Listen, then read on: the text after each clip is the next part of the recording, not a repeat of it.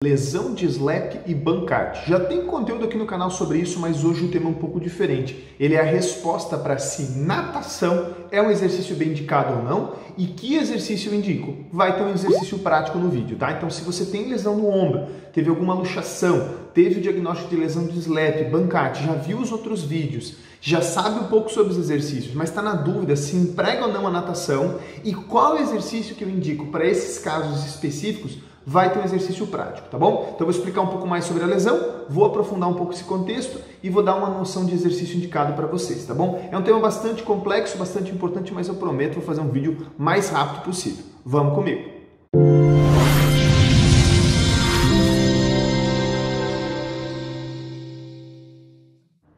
O meu nome é Murilo José Tambosi, eu sou fisioterapeuta, sou osteopata, sou ortomolecular e aqui no meu canal, se você não me conhece, eu falo muito sobre dor, exercício, lesão e como melhorar a sua qualidade de vida e restabelecer suas funções da forma mais natural e conservadora, sempre focado na causa primária, naquilo que começou o problema de fato e baseado nos 4 pilares. Aqui em cima sempre vai ter um cardzinho falando dos 4 pilares para você conhecer o nosso trabalho, tá? O tema do vídeo de hoje, pessoal, é sobre as lesões de slap, que é um vídeo que chega muita dúvida, é um vídeo que tem muita visualização no canal, então é um vídeo que eu percebo que as pessoas querem saber mais e automaticamente eu vou direcionando. E nessa semana passada, ou retrasada, não me lembro bem, eu recebi uma dúvida sobre, doutor, natação é indicado ou não? E por incrível que pareça, por mais que para alguns pareça óbvio, para outros não pareça tão óbvio, é um assunto um pouquinho difícil realmente de responder e eu vou tentar fazer vocês raciocinarem para entender se faz ou não sentido fazer esse tipo de atividade, tá bom? Eu espero que vocês gostem do conteúdo do vídeo, que hoje vai ser um pouquinho mais rápido, tá bom? Então, o que é importante? O que são essas lesões, né? O que é o slap e o que é o Bankart? Na verdade, pessoal, são lesões da cavidade glenoide, da cartilagem da cavidade glenoide, né, do lábaro de toda essa região, na porção anterior, seja mais superior, que é o caso da slap, ou simplesmente anterior, que é o Bankart. Mas nada mais é do que lesões da cartilagem. Então você sabe que o húmero tem um encaixezinho lá, e lá se ele for deslocado, se ele for luxado, vai haver uma perda da continuidade da cartilagem, que é a lesão de Bankart ou a lesão de slap, tá? Tem vídeo mais completo no canal sobre isso, eu vou pedir para o pessoal do marketing deixar o cardzinho aqui, e aí vocês podem ver lá. Mas é importante a gente contextualizar, né? Como que ocorre esse mecanismo lesional? Geralmente é trauma, tá? A maioria das pessoas cai, tem um trauma, um acidente, uma contusão e o ombro luxa. Mas pode ser envolvido também numa luta, como no jiu-jitsu ou numa arte marcial de modo geral, né? É muito comum essas artes terem uma força mecânica muito grande, porque para você luxar o ombro, pessoal, para ele desarticular, tem que haver uma agressão generosa, não é assim tão simples, tá? A mesma coisa para reposicionar, não é algo muito fácil, algumas vezes dá para fazer manualmente, o que é bem difícil, e algumas vezes é só cirúrgico, só anestesiado e ser feita a manipulação a nível de centro cirúrgico, né? Então é um pouquinho mais complicado. Existem níveis menores de luxação, uma subluxação, uma lesão menor, onde o húmero ele vai um pouquinho anterior e superior, né? Anterior e superior, que já gera sintomatologia, mas é bem mais fácil de corrigir, tá bom? Acho que esse ponto era importante. Como recupera esses quadros, Murilo? Isso acho que é importante também explicar para vocês. A maioria desses quadros de lesão de Bankart, de Hu-Sachs, elas não são cirúrgicas a depender da atividade do paciente. Então, se é uma pessoa atleta de alto rendimento, que estressa muito, pode ser indicada a cirurgia. Se é uma senhora de casa, uma senhora, né, que não faz muita atividade, ou até mesmo um atleta de final de semana, né, e coisa e tal, talvez não incomode para ele. Uma das maiores indicações para operar ou não operar é a recidiva da luxação. Nossa, doutor, eu dou um espirro e luxa, brincadeira à parte, mas eu faço qualquer movimento e a luxação volta. Aí existe um grau de instabilidade muito grande e é indicativo de cirurgia. Ou quando a lesão é muito extensa, ou quando a lesão perde toda a congruência do húmero e não consegue se manipular, né? Você tenta trazer de volta, reposicionar, fazer a redução lá na cirurgia e tudo, ou na anestesia, que seja no centro cirúrgico, e não consegue o sucesso de manter esse húmero no lugar e a pessoa vive tendo sintomatologia. Então são poucos casos que são cirúrgicos e muitos deles, com atividade simples de musculação, fortalecimento, vai se manter super bem, não vai precisar operar nem nada. Então, a recuperação ela vai depender muito mais do teu nível de atividade física, teu cuidado em relação ao movimento e a tua atividade de suporte, eu botaria ali a musculação, do que necessariamente operar, né? A cirurgia não necessariamente é a maior indicação. Na verdade, é uma das menores indicações ali para esses casos. Como eu falei, tem exceções, né? Analisando a natação, eu marquei como tópico importante, que é o tema do vídeo, né? vocês conseguem imaginar que existem vários tipos de nado, né? Eu nem de longe sou especialista em natação e sei que existem vários tipos de nado. Mas existe uma vantagem e uma desvantagem em relação à natação. Eu acho que a maior vantagem são as propriedades que a água gera de resistência. A gente sabe que para a grande maioria das lesões capsuloligamentares, tanto a nível de joelho como a nível de ombro, os exercícios em cadeia cinemática ou cinética fechada são os mais indicados. E o que é um exercício em cadeia cinética fechada, Murilo? É um exercício em que ou a mão, no caso aqui o ombro, vamos botar assim, né? Ou a extremidade, no caso a mão, né? Está em contato fixo, como por exemplo no solo, né? Ou em alguma estrutura, ou ele encontra uma forte resistência. O problema é essa variação, essa forte resistência.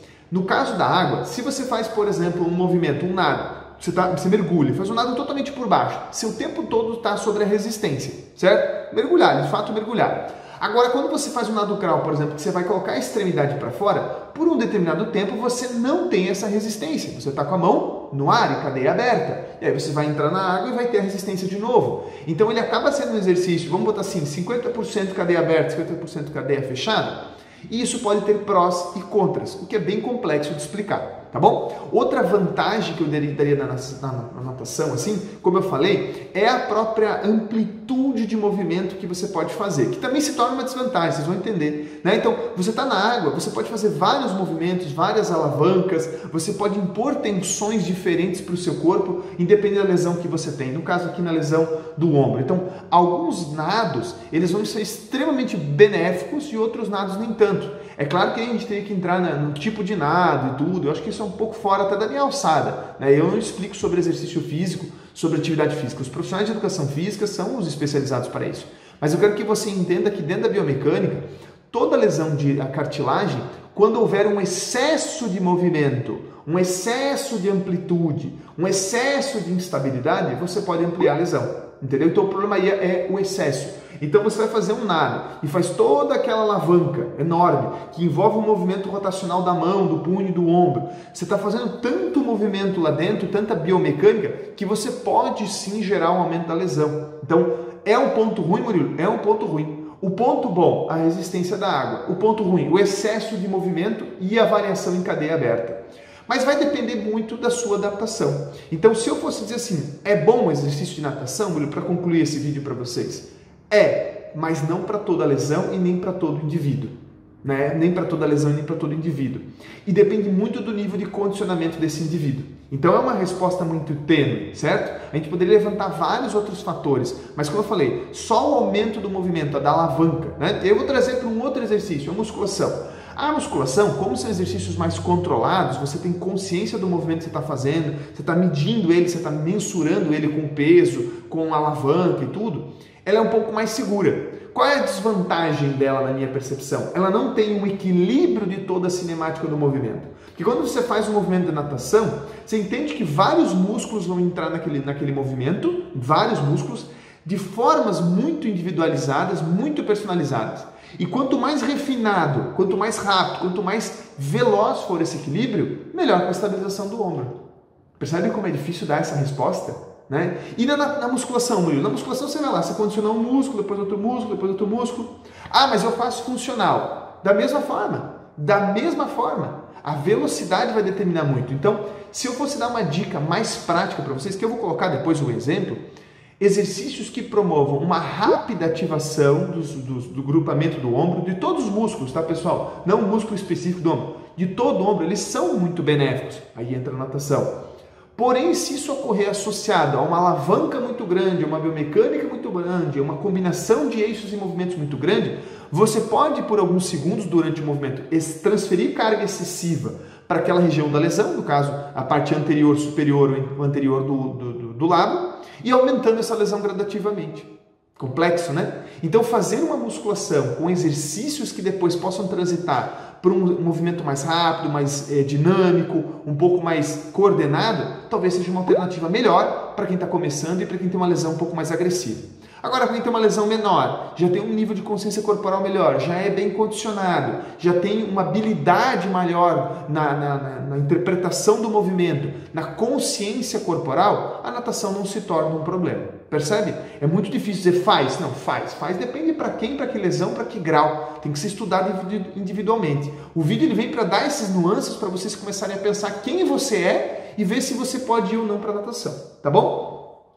Então, como eu falei, é um exercício bom, é ideal para alguns indivíduos, nem para todos os indivíduos, e depende da lesão, ok? Dica importante, pessoal, que eu acho que vocês deveriam fazer, independente da lesão, tá? Desse caso, dessa lesão, mas depende da pessoa. Fazer exercícios primeiro isolados, então eu iria com musculação, trabalhar os vários vetores, depois eu vou dar alguns exemplos no exercício prático, trabalhar os vários vetores de movimento e fazer isso nas várias valências, na força, na resistência, na velocidade de resposta, na coordenação, no equilíbrio, tá? Eu explico um pouco mais sobre essas valências dentro de um material que a gente tem, que é um e-book com exercícios. O link está aqui embaixo se você quiser, um custo simbólico de R$30, tá? Então, esse e-book ele tem todos os exercícios que eu oriento para as várias lesões de ombro, para você fazer em casa, né? E tem a orientação específica ali de como fazer, como trabalhar essas valências, né? Para você ter uma ideia. Mas fica tranquilo que eu vou dar nesse vídeo também para vocês um exercício prático para vocês entenderem, tá bom? Espero que vocês consigam acompanhar comigo por que o exercício que eu vou passar ele é benéfico, tá?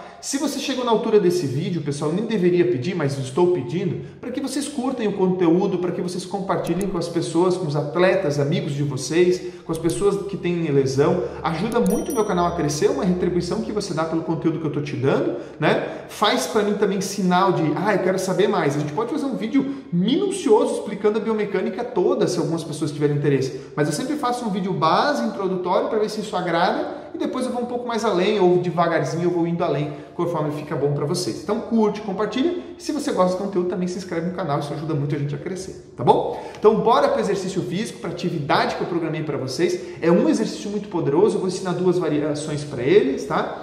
Que vai ajudar em todas as lesões anteriores de ombro, de forma preventiva e de forma também curativa. Você pode introduzir no seu tratamento se você é profissional da área de fisioterapia, tá bom? Se ficou alguma dúvida sobre natação e se é bom ou não no seu caso, escreve aqui embaixo nos comentários que eu dou uma explicação um pouco mais personalizada para o seu caso, talvez uma orientação um pouco mais específica. Eu faço isso geralmente a cada 15 dias para ajudar as pessoas, respondendo todo mundo do meu YouTube, tá bom? No mais, bora pro vídeo lá e vamos junto! Então, pessoal, estamos aqui para fazer esse exercício para vocês. Eu vou fazer aqui em cima da maca, acho que vai ficar melhor para vocês verem no vídeo. Eu gosto de utilizar bastante a bola suíça para esse tipo de movimento. Eu sei que a maioria das pessoas talvez não tenha em casa, mas se você vai numa academia, no funcional, é um exercício bastante útil, tá? E eu dentro da minha abordagem terapêutica, eu uso sempre o exercício como um reforço, como um complemento, mas ele não é a base do meu tratamento. Meu tratamento ele é basicamente osteopatia, ele é manual, ele usa nutracêuticos, ele é outra linha. Mas para lesões como essa, que é uma lesão funcional, uma lesão estrutural também, né? Estrutural e funcional, precisa de movimentos importantes na questão de exercício, tá? Eu vou fazer aqui com o ombro direito, que eu acho que vai ficar mais fácil para vocês. E pode fazer também, se você quiser, se você se sentir seguro com as duas mãos, né? Às vezes você tem a lesão só de um lado, mas você pode fazer com as duas mãos para se sentir mais seguro. Mas é muito simples, tá? O exercício é bem tranquilo. Você vai se posicionar nessa posição de joelhos, né? A uma distância mais ou menos do próprio braço para você poder fazer a postura. Se você for fazer com as duas mãos, você comprime as duas mãos contra a bola. Então, ó, comprime as duas mãos contra a bola, né? Ou como eu falei, se for no lateral, você tira outra mão e pode manter ela na lateral do corpo, atrás. Gerando essa pressão no sentido do solo, você leva o peito para baixo, leva lá embaixo o máximo que você pode e volta pressionando o braço para baixo. Aqui o que é importante é não dobrar o cotovelo, não fazer força com o braço, em si levar o braço inteiro para baixo, ativando a musculatura aqui da região do grande dorsal, dos intercostais, musculatura do serrátil anterior, né? Então você comprime a bola, leva o peito para baixo, vai até lá embaixo e volta, tá? Cuidado para não deixar o ombro subir também e estabiliza bem a escápula. Por que esse exercício é tão benéfico? Tá? Os exercícios que são indicados, eles sempre são indicados para que o ombro não vá no sentido anterior. Se eu fizer um exercício que eu jogo o braço para trás, eu estou jogando o ombro anterior. Se eu faço um exercício que eu jogo o braço para cima nesse sentido, eu estou levando a cartilagem, a lesão, todo no sentido posterior, ok? Só que, como eu falei, o ideal é a cadeia fechada. Então aqui eu estou usando a bola como mecanismo de cadeia fechada, ok? Se eu deixar a mão no ar e só fazer isso aqui, não é que é contraindicado, mas ele é em cadeia aberta, a estabilidade é maior. Aqui não, aqui tem total controle, tá? Então eu comprimo aqui a bola, estou estabilizando o húmero, está com toda a musculatura ali estabilizando, ativando, coaptando aquela região. E aí você leva no sentido anterior, você vai até no máximo. Isso vai fazer um rolamento da região da glenoide, vai fazer um rolamento do húmero naquela região e vai levar toda a cartilagem do conteúdo no sentido posterior, tá bom? Cuidado que nos últimos graus aqui você pode sentir bastante insegurança. Então, você comprime, né? Ó, comprime, leva lá embaixo e aqui no final você pode sentir uma certa insegurança, a depender da sua lesão. E o braço começar a tremer, tá? Não que você vai ter uma lesão por conta disso, mas você tem que cuidar com a fadiga, né? Para você não ficar sofrendo com isso. Beleza? Esse é o exercício que eu tinha para ensinar para vocês.